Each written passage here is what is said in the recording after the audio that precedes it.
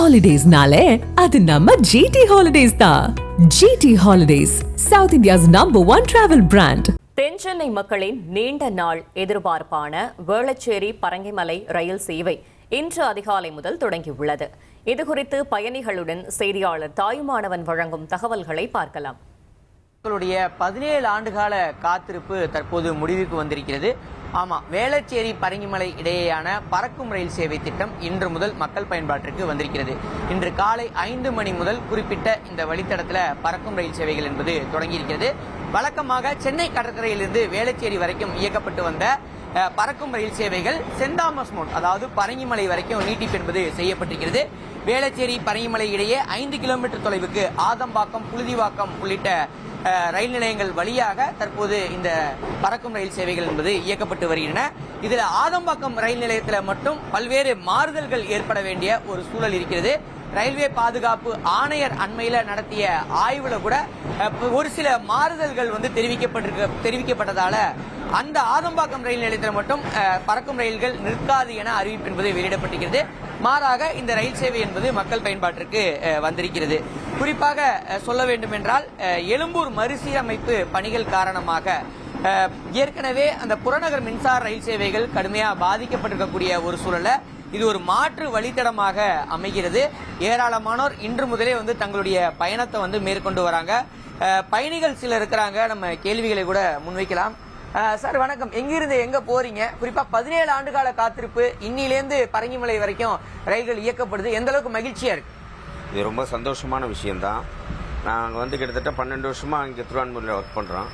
நாங்கள் டெய்லி இதே லைனில் தான் வரோம் போகிறோம். முதல்ல வந்து பீச் டு மயிலாப்பூர் வரைக்கும் விட்டாங்க. அப்போ 3 கோச் இருந்தது. அதுக்கப்புறம் வேளச்சேரி எக்ஸ்டெண்ட் பண்ணப்போ 6, அப்புறம் 9 கேர் இப்படி தான் வந்துன்னு இருந்தது. இப்போ வந்து மவுண்ட் வரைக்கும் எக்ஸ்டெண்ட் பண்ணது வந்து ரொம்ப சந்தோஷமான விஷயம். ரெண்டாவது வந்து இது ரொம்ப கிடப்பில் போட்டாங்க கொஞ்சம் காலத்தில். நிலம் கையெழுப்படுத்தப்பட்ட பிரச்சனை, ஃபண்ட் பிரச்சனை, இப்படி ஏகப்பட்டது இதுவாச்சு. ஆனால் இது ரொம்ப ஹாப்பியாக இருக்குது. ரெண்டாவது வந்து நாங்கள் வந்து எக்மோரில் போய் ட்ரெயினை பிடிக்கணும்னா கூட இங்கேருந்து இப்போ கோட்டையோ இல்லை பார்க்கோ போயிட்டு தான் நான் போய் மாறி போக வேண்டியது இருந்து. இனி அந்த பிரச்சனை இருக்காது. இப்படியே நாங்கள் ஸ்ட்ரெயிட்டாக தாம்பரம் மவுட்டில் போய் இப்படியே தாம்பரத்தோட போய் ட்ரெயின் மாறிடும். அது ஒன்று. ரெண்டாவது வந்து இந்த பார்க் ஸ்டேஷனில் பார்த்தீங்கன்னு வச்சுங்க, பேசஞ்சர் வந்து சென்ட்ரல் போய் ட்ரெயினை பிடிக்கிறதுல வந்து ஒரு பெரிய சிக்கல் இருக்குது. அந்த பிரிட்ஜு வந்து ஹேண்டிகேப்டும் வயசானவங்களும் ஏற முடியல. அது ஒரு குறிப்பிட்ட டைம் போய் நாங்கள் சென்ட்ரலில் ட்ரெயினை மிஸ் பண்ணிடுறோம்.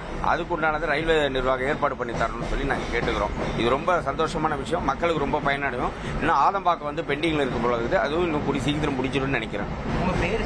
என் பேர் ராஜேஷ்குமார். மற்றொரு பயணி இருக்கிற கேள்வி பண்ணிக்கலாம். சார், எங்கிருந்து எங்க போறீங்க? குறிப்பா 17 ஆண்டுகால காத்திருப்புக்கு இன்னைக்கு ஒரு முடிவு என்பது கிடைக்கப்பட்டிருக்குது. எந்த அளவுக்கு ஒரு மகிழ்ச்சியா இருக்குது உங்களுக்கு? இது ரொம்ப மகிழ்ச்சியாக தான் இருக்குது. பொதுமக்களுக்கு இது ரொம்ப வசதியாகவும் இருக்குது. இங்கேருந்து நம்ம மவுண்ட்டுக்கு போனோம்னா கூட அழகாக இங்கேருந்து பார்த்துட்டு போகிறதுக்கு நம்மளுக்கு வசதியாக இருக்குது. இங்கே ஏன்னா ரொம்ப நாளாக பெண்டிங்கில் இருந்த வேலை இது இப்போ முடிஞ்சது, ரொம்ப சந்தோஷமாக இருக்குது.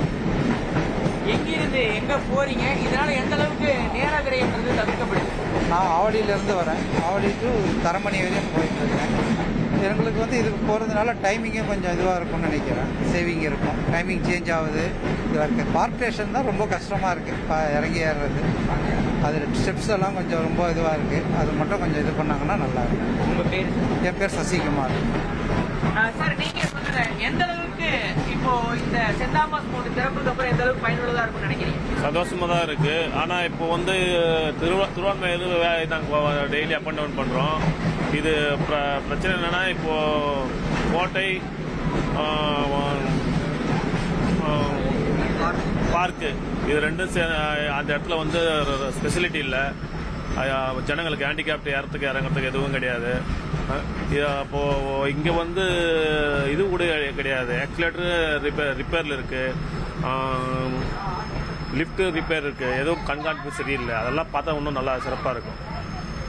கிட்டத்தட்ட 17 ஆண்டுகளுக்கு பிறகாக இந்த 5 கிலோமீட்டர் தொலைவுக்கு இந்த பறக்கும் ரயில் சேவை திட்டம் என்பது தொடங்கப்பட்டிருக்கிறது. முதல்ல 1985 இந்த திட்டத்தை கொண்டு வராங்க. சென்னை கடற்கரையிலிருந்து மயிலாப்பூர், அதன் பிறகாக மயிலாப்பூரிலிருந்து வேளச்சேரி என 2 கட்டங்களாக பணிகள் என்பது நிறைவு பெற்றிருந்த ஒரு சூழல்ல வேளச்சேரி பரங்கிமலை இடையேயான இந்த பறக்கும் ரயில் சேவை திட்டம் என்பது 2008 495 கோடி ரூபாய் மதிப்பீட்டில் தொடங்கப்படுது. காலப்போக்கில் அந்த நிலம் கையகப்படுத்துவதால் ஆதம்பாக்கம் தில்லைகங்கா நகர் பகுதி இடையே ஒரு 500 மீட்டர் தொலைவுக்கு அந்த நிலம் கையகப்படுத்துவதில் ஏற்பட்ட தாமதத்தின் காரணமாகத்தான் இந்த பணிகள் என்பது முடிவுறுவதில் சிக்கல் என்பது ஏற்பட்டது. இதனால காலப்போக்கில் இந்த திட்டம் முடிவுறுவதற்கு 730 கோடி ரூபாய் மதிப்பீட்டில் தான் இந்த திட்டத்தை முடிக்க முடிய ஒரு சூழல் என்பது இருந்து வந்தது. இப்படிப்பட்ட நிலையில தான் இன்று முதல் இத்திட்டம் என்பது மக்கள் பயன்பாட்டிற்கு வந்திருக்கிறது. மக்கள் மற்றற்ற மகிழ்ச்சியை வெளிப்படுத்தி வராங்க.